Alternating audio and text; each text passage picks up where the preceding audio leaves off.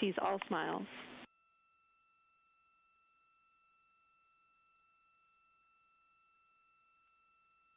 Well, you just got a bunch of cheers up here. Hey, babe.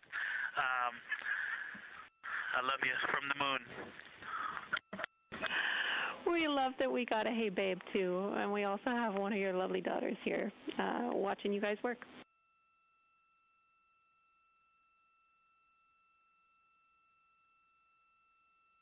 Thank you guys for doing that and for supporting them through this.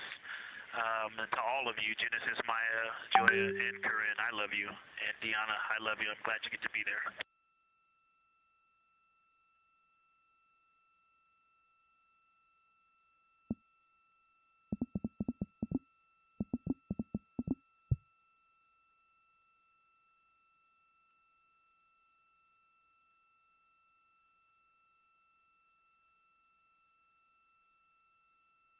We've had some really sweet words from the crew members aboard Orion today as their families have been able to filter in and out of the viewing room here at Artemis Mission Control at Johnson Space Center in Houston.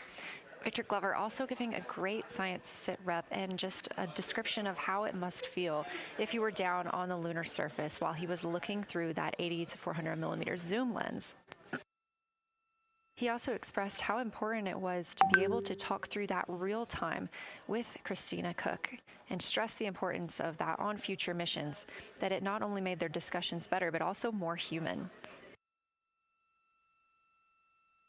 Glover and Cook are in the support roles right now, not taking photos or making annotations at the windows, but they are also encouraged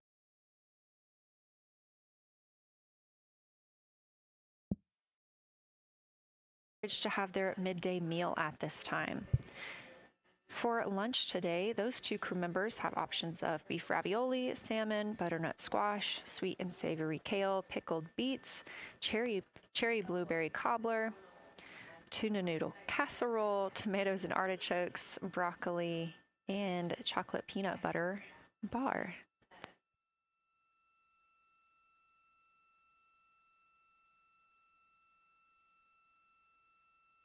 Once Glover and Cook return to the window portion of their flyby today, Reed Wiseman and Jeremy Hansen will get into their midday meal.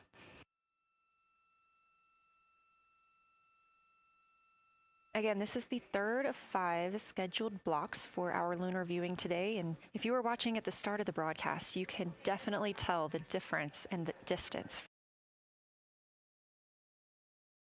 miles away. They are currently 252,050 miles away from Earth, and every mile is a new record, having surpassed the Apollo 13 milestone for furthest distance earlier today.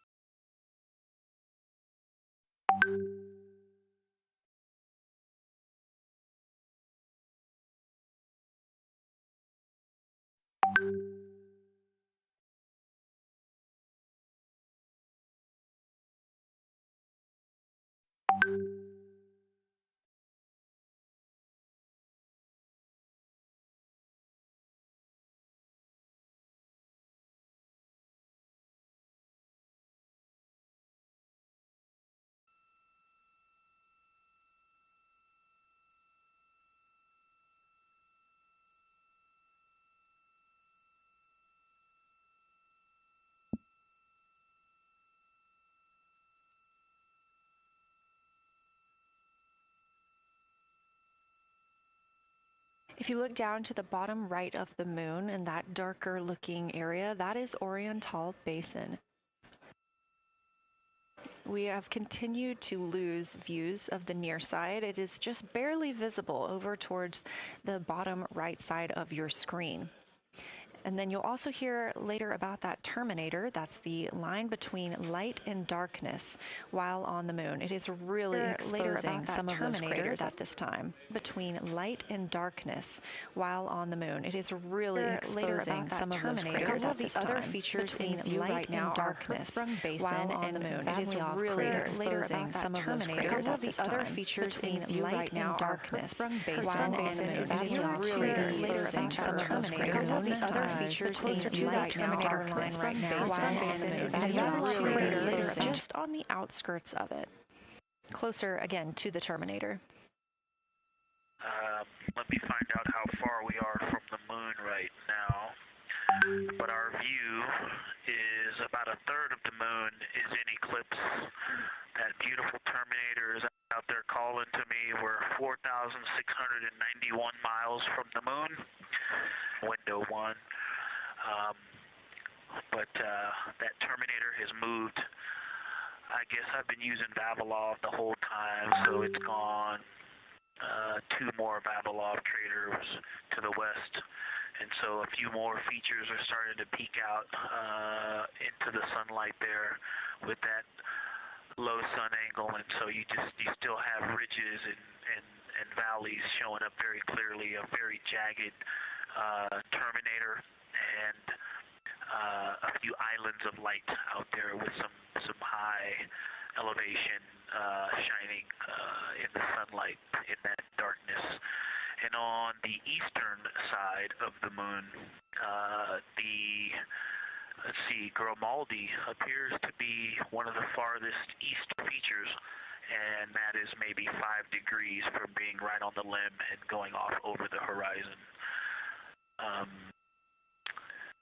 It is interesting, just looking at Oriental, that my first impression of it is all of the dark areas appear lighter, which I think makes sense because it is now facing, well, it's still relatively the same to the sun, but my angle to it is different. So I'm looking at it from a little more, even further to the side as we pass it.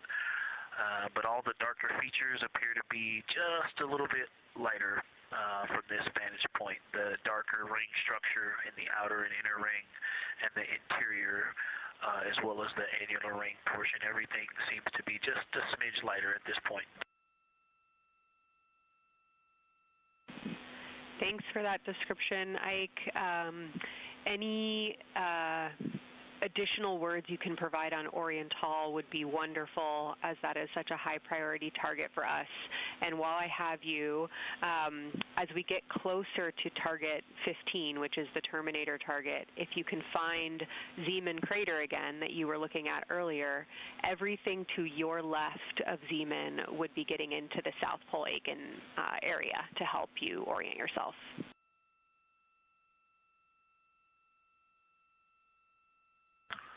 Zeeman is a great waypoint out there. I definitely see it.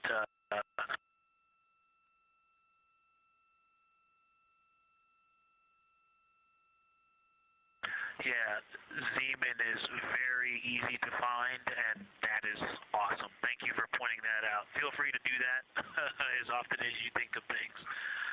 Let's see, looking back at Oriental. Okay, another thing, after looking through the zoom camera, man, you guys are smart. You probably did this on purpose, but after looking with my plain eyes and then going to the 400 millimeter zoom, now looking at it, I see the cliff face as if you were standing in the center.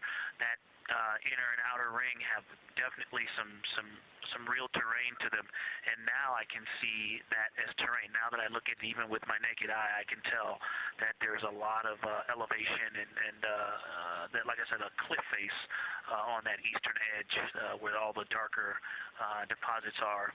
And it's just the scale now.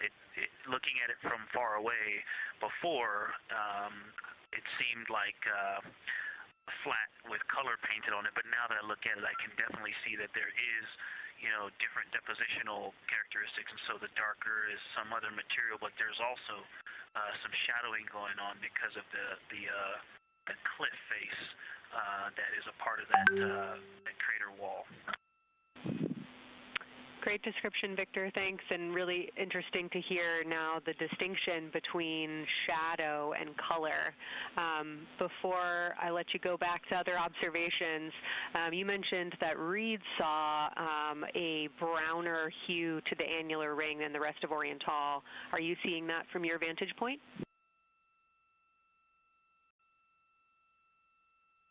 Because of the cliff face. The way that I'm looking at Oriental, again, I'm still in the docking hatch window. There's like a thermocouple right here in the center of the window, and it is the orange Kapton tape color, and so it is unfortunately in the center of the window. It's like trying to look at stars, you know, next to a metropolis. I think it's drowning out any color that I could pick up from the moon. I am not able to see that color, but I have not looked at it through one of the forward face, from one of the windows 1 through 4. I think when I get away from this Kapton tape strip that I would be able to see the variation that Reed's talking about. That is great feedback operationally. Thanks, Victor. I'll leave you to it.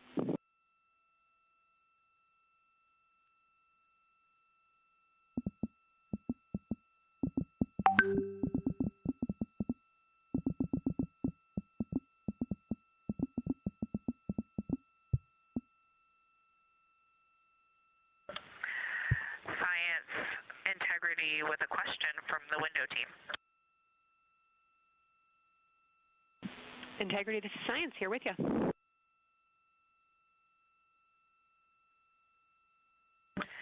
Yes, they have a question to help inform a theory that they're sort of tossing back and forth. What is older, the Mare seas of the near side or Oriental?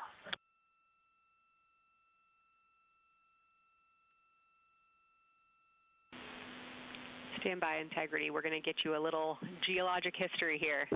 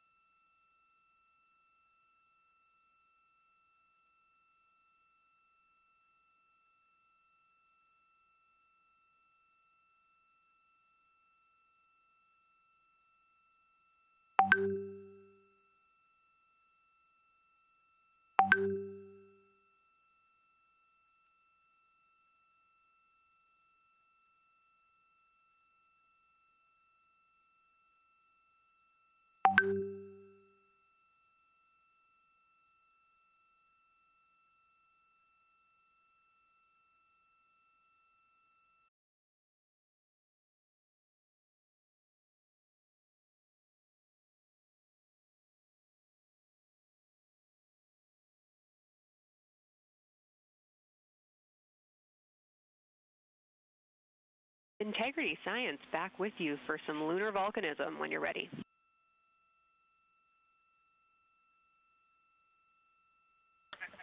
Go ahead. You're making our day down here getting to talk about lunar volcanoes. Oriental, as far as Mare go, is younger than almost all of the Mare on the near side. The exception are features like Aristarchus, which really pop out to you guys and really pop out to us here on Earth. That is younger, but other than that, Oriental is pretty young as far as Mare go.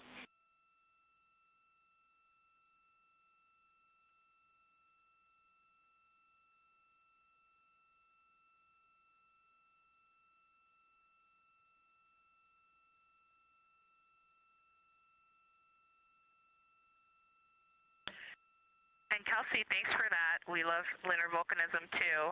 How about when the actual crater was formed?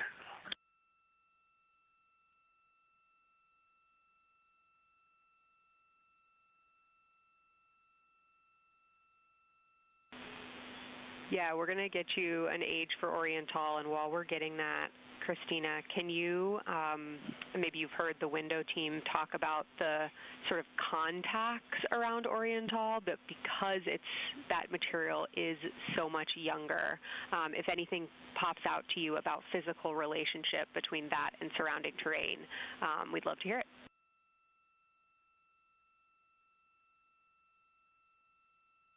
Yeah, definitely. They are discussing a contact relationship that could explain some of the color that they're seeing in certain areas. And so it was really about the ejecta of the creation of the basin and understanding the superposition of its ejecta and mare on the near side or other features. So thank you. We'll take the insight when you have it.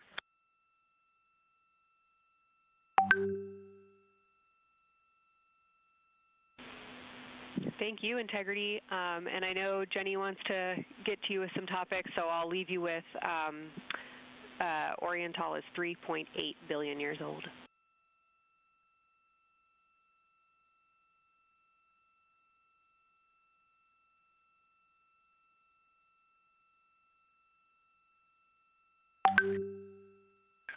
Copy that. So that's on the older side. The actual basin is very old. Correct, as is the case with a lot of mare. Typically the big basin formed, and then the volcanic eruption was able to punch through the crust where it was weakened by that basin formation.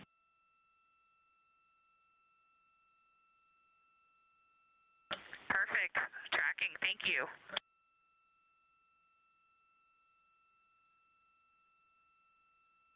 NASA astronaut Christina Cook calling down some questions to the science team on console. The voice you're hearing with those answers is Dr. Kelsey Young. She is joined by Trevor Graff on console today. Christina asking about the age of Oriental and specifically the mare regions. Those are those dark regions that you see. They are paved or filled by volcanic deposits.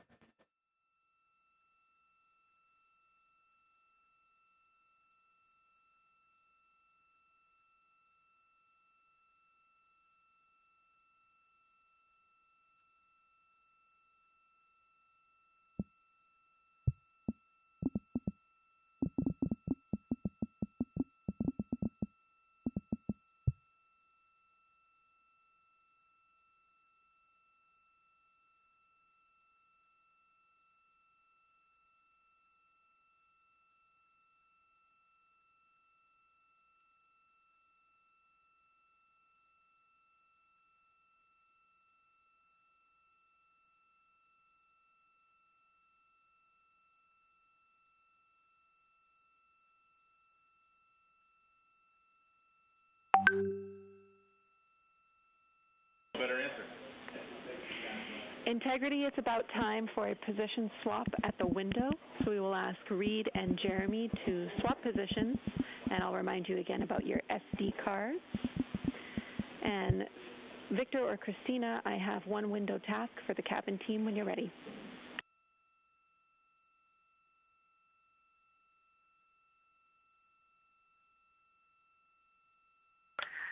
They are swapping, and I'm ready. All right, Tina, we found a way that we can reinstall the shroud on the window. We understand it's pretty darn bright compared to everything that you're looking at. So in order to reinstall it, we will ask that you retrieve the condensation hose and you install it on a friction fit on the cabin air outlet port. That's right by one of your diffusers. You're going to point that little condensation hose such that the air is flowing over the window pane.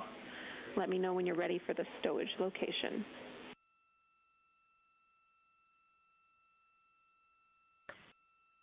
Ready.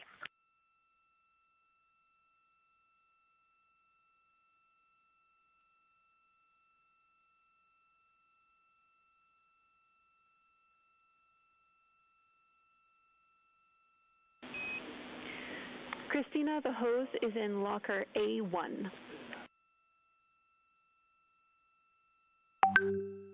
crew has gotten a go to reinstall that window shroud they were using to block some of the earth shine. Copy. This view coming from inside the Orion spacecraft as the crew members are swapping windows, specifically Reed Wiseman and Jeremy Hansen. They've been our crew members at the windows taking photos, making annotations, and making recordings that'll be downlinked later to the science team for review. The science team will have a conference tomorrow morning with the crew to get any fresh perspectives or things that they learned during the flyby.